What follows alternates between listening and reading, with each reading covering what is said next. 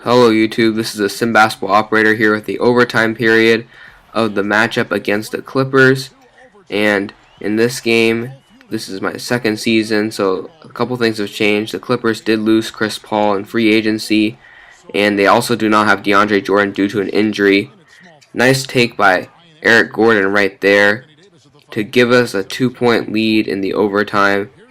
How we tied it up, we were actually down by quite a bit, but a couple of good drives to the basket and good quality possessions led to the overall outcome where I drilled 2 free throws, tied the game. Chauncey Billups missed the last second step back jumper, and so now we're here in the overtime.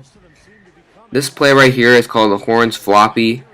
They're going to X, and then I get to choose which screen I get to go off with. Choose Anderson. Didn't quite get a lot of separation. The double team came, kicked it over to Bledsoe. Nice pump fake by Anderson, and he drills the 3. In my career mode, Anderson sometimes is not always automatic for 3. He's not usually good at getting open. But right there, he knocks it down. Dangerous pass by Blake Griffin leads to Anderson stripping the ball away from Tyler Hansbrough. Hoisting it up to Eric Gordon, back to me. I could have popped this 3, but instead I'm going to isolate. Quick jab step and then taking it to the hoop and getting the and one right there. Nice, quick, decisive move. Finishing strong and getting the foul from Blake to get a 3-point play opportunity. And now I go to the line where I've pretty much been automatic in this season. As you can see, I'm getting hyped right there after that dunk. Shooting that free throw and getting it to go. So this is a 6-point cushion. It's pretty big. Considering this is overtime. And now Billups is going to navigate the offense. They're trying to get the ball to their star, Blake Griffin. High post ISO, but he's going to bail us out with a long jumper. Good rebound by Anderson. Bledsoe's now going to push it. Don't really have numbers, but he's going to attack the basket. Get by Billups, but he can't make the layup. Tough miss there. Now Billups is going to push it the other way. Good hustle by Bledsoe to get back into play, though. Now here they're running a floppy single play for Jamal Crawford. He's going to get open at the 3-point line and knock it down. Well-designed play right there. Kind of wish we had it in our playbook, but hey, you know, we have some nice plays too. Here's another play that we run quite a bit. I don't like Bledsoe running off that double screen. He doesn't usually do too much with it. Here, a dangerous pass to Ryan Anderson. Luckily, it didn't get stolen. I'm calling for the ball right back. Now I'm going to run a pick and roll with Ryan Anderson. Not really getting anything to go. Spinning off. And look at that. Poor clock management on my part leads to a shot clock violation, and the Clippers get the ball back. And now that small 6-point lead could be trimmed down to 1 point, or they could even tie at this point in the game. There are 2 minutes and 30 seconds left in the overtime period, so we're about halfway through. Tyler Hansbrough is now dribbling a lot more than I think they would want to. And Blake Griffin draws a foul, but it's okay because he's not that good of a free throw shooter. However, he did hit that one, so completely contradicting what I just said. But in the regulation, oh, he misses that one. He missed 2 free throws, which gave us the opportunity to tie it. So that's pretty much why we're here at this point. I got a mismatch on Chauncey Billups, so I'm going to go to the post, hop step out of the way. Nothing much there, but I'm dumping it off to Anthony Davis, who gets that one-handed layup, or floater, I guess, to go. And we're back up by 4. So here's Chauncey Billups. Poor transition defense here. I guess the matchup switched there. Step back jumper by Blake. He should have just taken it right at Bledsoe. I get the rebound. That makes it 17. Tremendous amount. And then poor rotations by the Clippers. I had this mismatch on Hansbrough. I'm just going to try to run the clock down as much as possible. Stepping back in and out. Ineffective ankle breaker. Kicking it back to Gordon. I don't know why he moved, but now he's going to have to take a shot. And he puts it down. So getting it at the end of the shot clock gives us a 6-point lead again. And we are pretty much in the driver's seat of this game at this point. They're trying to run to Jamal Crawford, the best shot creator in this team. He's getting a pick and roll from Blake.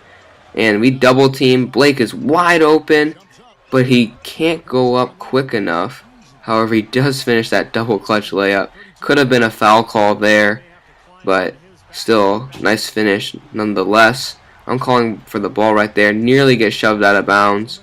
Now we have a 4-point lead, and I turn it over. Bad time to turn it over. Here comes Chauncey Billups up to Jamal Crawford, but I come back and block the shot. Great recovery right there, if I do say so myself. Not getting too frustrated after that turnover and giving us control back in this game. Look at this nice design play, but luckily for the Clippers, it didn't give him that much space. So Gordon's going to miss that jumper. We still have a 4-point lead. They should really hurry up and go 2 for 1. Here comes Chauncey Billups for the 3, and he will miss. So they're going to intentionally foul here. All Gordon really has to... Actually, no, we are not in the bonus yet, so we need one more. I'm going to call for it, but Bledsoe says, I got these free throws. Don't worry. And we have a 4-point lead, so even if he misses both, it's not going to be the end of the world. And he misses the first one, so the Clippers fans are really getting into him. We traded Austin Rivers for Eric Bledsoe, so I guess maybe they're a little resentful. I don't know. Now, after hitting one free throw, it's a 5-point game. Looks like they're going to Jamal Crawford, who's going to attack Eric Gordon, kick it over to Hansbrough, but he's not going to shoot that. Back to Crawford. They got to get a shot up, and he draws the foul on Ryan Anderson. So they didn't get a 3, which is good, but Crawford's probably going to hit both of these. Knocks down the first one. Now for the second one to make it a 3-point ball game. And he will hit that as well. So I don't want Bledsoe taking this. I'm taking no chances. I'm calling for the ball. I'm drawing the foul. And it's time for me to close this game out.